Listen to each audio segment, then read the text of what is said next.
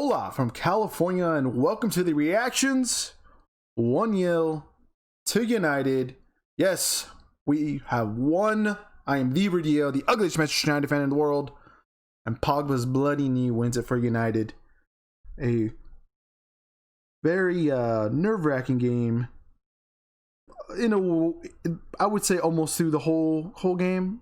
Let me know if you agree with me already, because I was a little bit of a nail biter there, even though United did come away with 3 points, which we needed. And the goal from Paul Pogba that handed us that 3 points with a good outing from him. I have no complaints, really.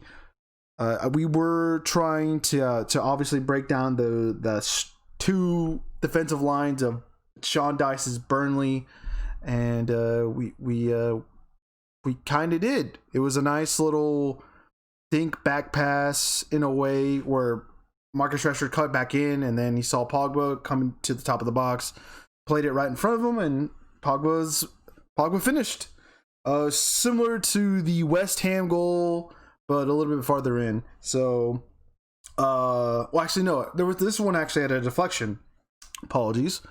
As I'm recently coming off this game, it's very nerve-wracking at the end. I didn't want it to end that way for sure, and that way would not have been United getting the 3 points.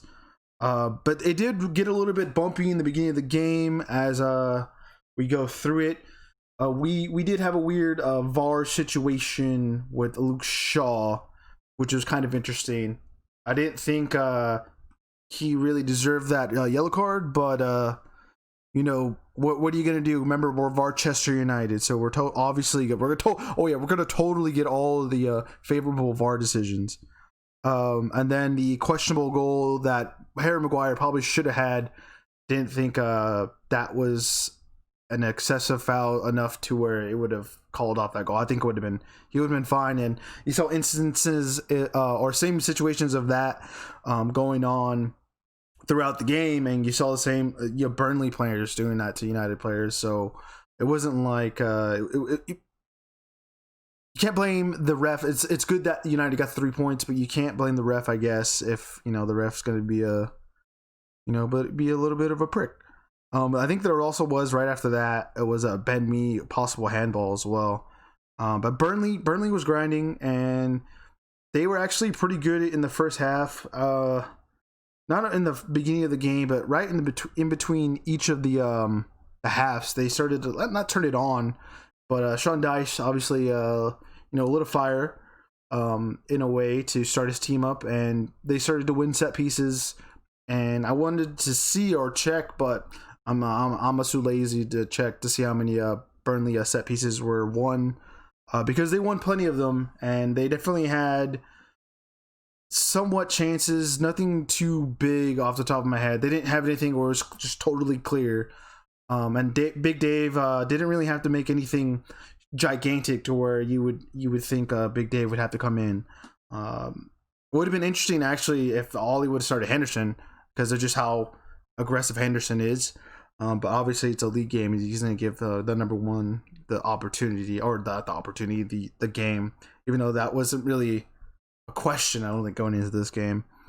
And yeah, Burnley had clear defensive lines. It's like watching international football, and you see teams defend against top rated sides in the World Cup or the Euros, and that's just the way Burnley has to play, because Burnley's Burnley, and Sean Dyche's sides are very not as committed, or I mean they're definitely a lot more committed, but definitely like Watford was a pretty good preview of what like Burnley plays, but at a higher level, and I believe at a higher level of just grinding out results and playing for set pieces and being very, very, very, very physical, which they were in this game. Cavani had a shot that I thought was going to sum up United today, where it just went wide left. That United were just off the mark, one step too short, just not good enough. But all these Red Devils prevailed.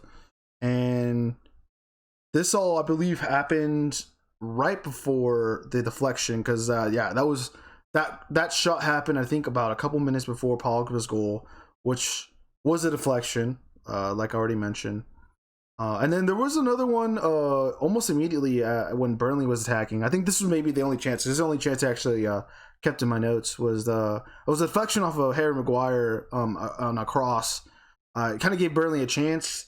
And then there was, right after that, there was a set piece that was won out of that. And then that was where you had the Wan-Bissaka and Harry Maguire handball possibility, but it was a no penalty decision, which, I mean, we already got screwed in a little. I mean, we did get screwed. Come on, you gotta say we got a little screwed.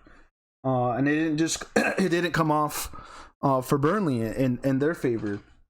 And I guess that's probably where they thought they could have, at least gotten the point out of it.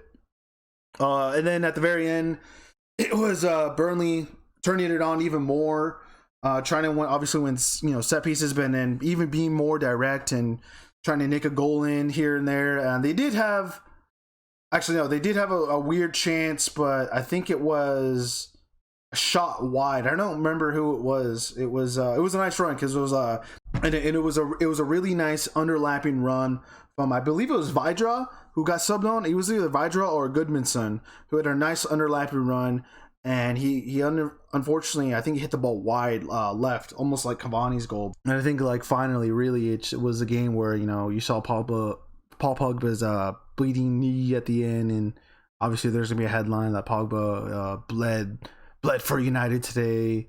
And there was a couple of weird injuries. I think there weren't real injuries with Matic, and obviously Pogba pulling his leg. I think they were just wasting time. I don't think there was a collision between Shaw and me, but I think they were both okay to play, so I don't see them out for an extended amount of time, even though I would like to see Luke Shaw the formation.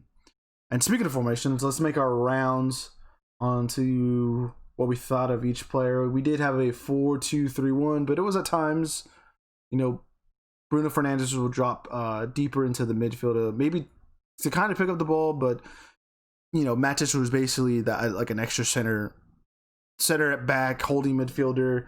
He did a good shift today. He might get a lot more praise as people probably watch the game back. So I thought he had a great game, but I think my man of the match for sure was Paul Pogba. Maguire and Bailly definitely have shown improvements already for the little time that Bailly has come back into the team. And it seems like the more they're going to be able to play, the more you're going to see Bailly probably start over Lindelof. Maybe in future games, if Ollie thinks, the team's not going to be as physical, maybe he switches off Maguire for Lindelof. And I know Harry Maguire's captain, but that's a possibility, or maybe of a different combination, or working in a three-man back with them three, even though we do have Axel as well. Wan-Bissaka, solid game. They weren't very fast at all, and there was no way anyone was going to beat him in a foot race. Luke Shaw. He was going to play out of position. He's going to give you terrible passes. He's going to pass the ball late on a run you're trying to make. While you're already offsides, and he's already passing the ball. He's like, oh, now I'm going to pass it while you're offsides. Big Dave was Big Dave. Great game from him. And again, another clean sheet as well. That two or three in a row, maybe. Yeah, 3 in a row, I think. So that's good defensively. Pogba, like I said, man of the match, and then he was doing his bits all around. He wasn't giving up. I think the most important thing, he wasn't giving up the ball in our half. I think that was the most important part that Paul Pogba played today, is that he was really reliable on not giving the ball up, and obviously getting the game winner. I think those two things were big, and then also he matched Burnley's physicality today, and he didn't shy away from that part of the game. Martial, Bruno, and Rashford, I really think Rashford and Bruno are just not exhausted, but they're playing a lot of minutes, and it's not that I don't want them to play. I just don't want them to break down. You saw that a little bit with Rashford. seems like when he came on for Watford, he was still like a step behind. There's just something I want to say not right. It just I think he's like fatigued, and him and Bruno did come off early. Actually, Bruno came off today, and some people were surprised. I thought it made sense because you're trying to save him for Liverpool this weekend. Martial holding out the ball, but just finishing just wasn't there today at all. And Cavani's going to be bright in certain situations where you don't expect a goal. And he tried to pull some stuff off, but nothing in particular. I think the actual goal where he went wide left on probably, or the shot that he had that went wide left, I thought that would have been a possible goal. But overall, I think he had a decent performance. And he,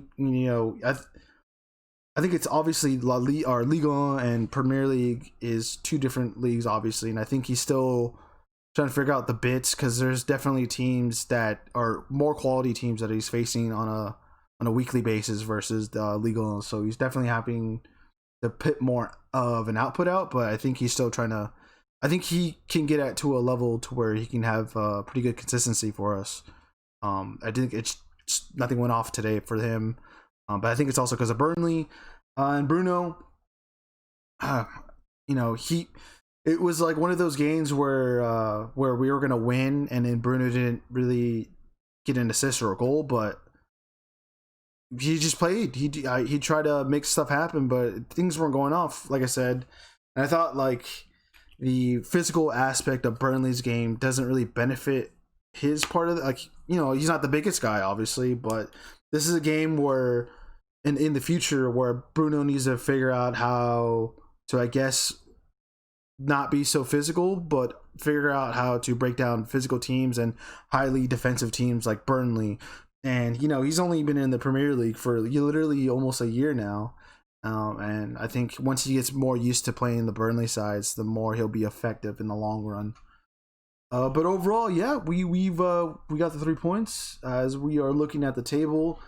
Man, we are at the top of the league with 36 points and equal games with Liverpool, and we face them this weekend. Obviously, getting the 3 points is going to be the talk, or this is definitely going to be the talk. This is probably going to be one of the biggest games this year by far, probably even in ratings.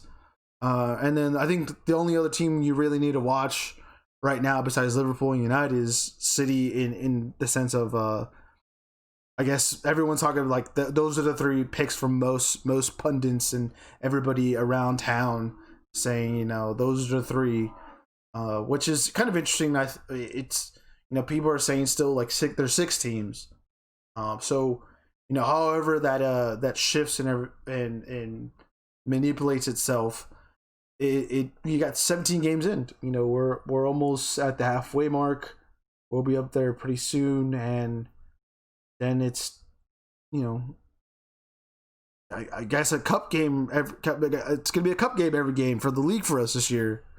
So yeah, let's yeah. I don't know what to say. It's a little weird as post Ferguson era for United to be where they're at right now. Is it's been a joy to watch, and it's very nerve-wracking as well, but I'm loving the experience. And the next 3 opponents, we got Liverpool away in the league, and then another away game at Craven Cottage with Fulham, and then the FA Cup draw that we just got drawn for after the Watford victory.